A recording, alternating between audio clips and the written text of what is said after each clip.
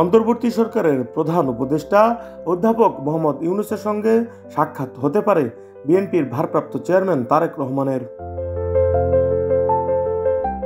4 দিনের সরকারি সফরে যুক্তরাজ্যের উদ্দেশ্যে ঢাকা ছেড়েছেন অন্তর্বর্তী সরকারের প্রধান উপদেষ্টা অধ্যাপক মোহাম্মদ ইউনূস। সোমবার 7:30 প্রধান উপদেষ্টা ও তার সফরসঙ্গীদের বহনকারী এমিরেট এয়ারলাইন্সের ফ্লাইটটি ঢাকার হযরত শাহজালাল আন্তর্জাতিক বিমানবন্দর ছেড়ে যায়। প্রেস উইং সূত্র জানায়, সফরকালে বাকিংহাম প্যালেসের ব্রিটিশ রাজা তৃতীয় চার্লসের সঙ্গে দেখা করবেন প্রধান উপদেষ্টা। এ সময় তিনি রাজা চার্লসের হাত থেকে গ্রহণ করবেন King's Charles Harmony Award. British প্রধানমন্ত্রী কিয়ার স্টারমারের সঙ্গে প্রধান উপদেষ্টার দ্বিপাক্ষীয় বৈঠক হওয়ার কথা রয়েছে। পাশাপাশি প্রধান উপদেষ্টা যুক্তরাজ্যের নীতি গবেষণা প্রতিষ্ঠান চ্যাথাম হাউস আয়োজিত এক সংলাপে অংশ নেবেন।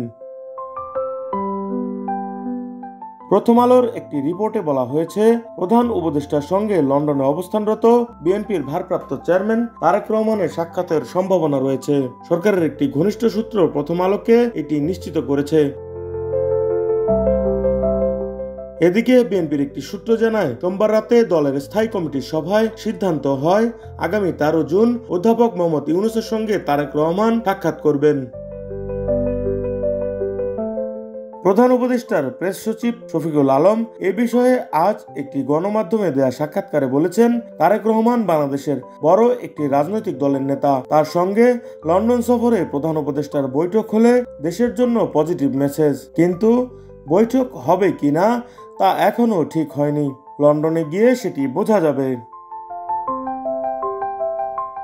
প্রধান উপদেষ্টার এ সফরে বাংলাদেশের গণতান্ত্রিক উত্তরণে যুক্তরাজ্যের সমর্থনের বিষয়টি বিশেষ গুরুত্ব পাবে। পাশাপাশি পাচার হওয়া অর্থ ফেরত আনার বিষয়টিতে প্রাধান্য দেবে বাংলাদেশ। সফর শেষে আগামী 14 জুন দেশে ফেরার কথা রয়েছে প্রধান উপদেষ্টার।